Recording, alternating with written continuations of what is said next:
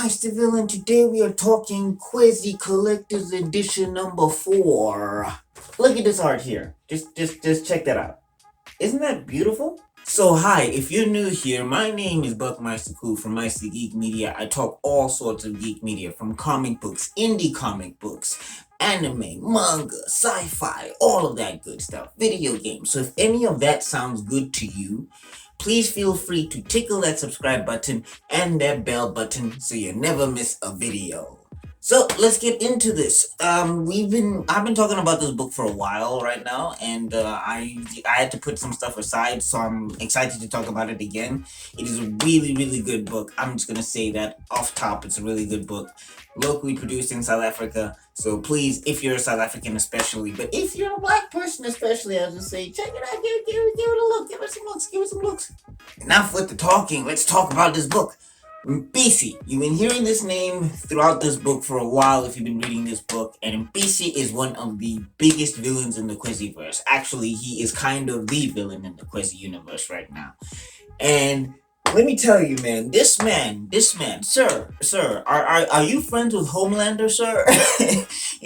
Is Mpisi in Homelander's WhatsApp group? Like, what are we talking about here? Like, this dude is just on one with these plots that he's having. He's got like plots on plots on plots, and it is just it is on some social media super villainous, which is very interesting to me because, as you know, KWEZI is a social media superhero, and you know, Beech is taking advantage of that as well. He's on the social medias, he's on the news, and he's tricking people into thinking that KWEZI is something else. You know what I'm saying? And KWEZI is touched by this, my bro. Like KWEZI's touched. Like Beech got KWEZI in his feelings. I'm like, okay, damn.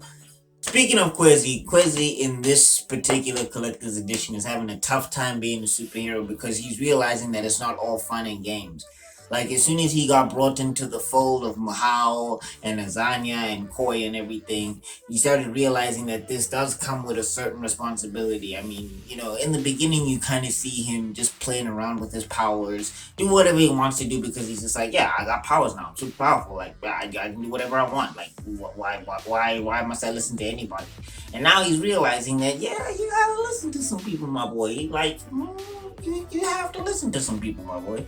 Like, yeah, this is it's the responsibility is finally getting to him, and that's cool to see, in my opinion, because you know, carefree superheroes sometimes, especially in the social media context, it'll get one note if the character doesn't evolve in terms of a character sense, not in terms of just a power set. So yeah, they're evolving the character both physically and mentally, and I like that a lot.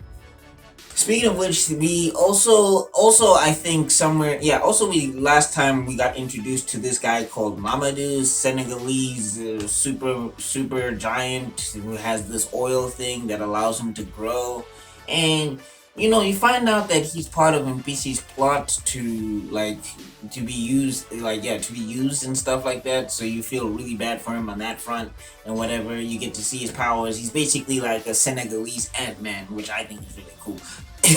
But like, what happens with him is you know, he's also having a very rough go at it because it's not like he's doing these things to do it. It's kind of, NPC has him in a situation where he's backed up against a wall, and you'll see why. But it's just like, yikes. And they definitely take that a step further where you're just like, oh, you gonna do my man Mama do like that, damn. Well, damn, man, now I'm crying. Azania is trying to keep composure of the team. I love this character. Azania, like, I'm going to read a solo book of Azania if there's ever a solo book of Azania coming out, because she also has some stuff going on with her that I find especially dope. But yeah, Azania is like she's keeping the composure of the team, but she doesn't take any of the team's nonsense like that, which I really like about this character. Yes, it's the strong black woman trope, but it's also pared down by the fact that still has to find herself within herself. She still has to calm herself down. You know what I'm saying? She does have to admit when she's out of her depth, which is what this character does a lot. And that makes me like her even more because she is aware of her limits. It's not just like she's running up in there and telling everybody, I can't go. No. She knows when she's out of her depth. She does know. But, she's very level-headed, and she knows what she's capable of. But also, you're not going to shortchange her of her capabilities, and you get to see some of that shine through this book, which I really like. Azania must get she must get a solo series. Like this 12 issues, 12 episodes, her own personal supervillain rogues gallery. I would be here for that. I like this character a lot. My man Koi is a badass. I'm really liking Koi a lot. I like everything that I see him in. You know, he is the what do I want to say? Like, yeah, I mean, he's kind of the Batman of this group type of thing. Like, he doesn't have the most powers, but he has kind of the most skills, which is really cool. I like to see that. Not that he's powerless in the slightest. Like, this dude got the hands for days, and he can sit you down very, very relatively easily. So it's not like he's lacking too much power in that department. But yeah, he's always level-headed with the tracking and the planning, and he's got his own mission, and it does feel like it's independent. But right now, his mission kind of aligns with the mission of Mahal, and he is generally a good dude. So if Mahal is asking for something, Koi's not gonna say no. So you get to see a lot of that. You get to see a lot of that in this book as well with Koi. My man Koi is a badass. And he might be getting, I don't want to say it. It might happen, it might not happen, but he might be getting his own solo series. Yes. He might be getting his own solo series. So I'm keen to read that too.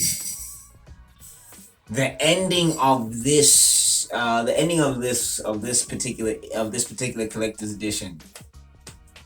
Okay, I'm getting my DBZ vibes here, man, and I'm here for it. It's gonna be some epic battle rare.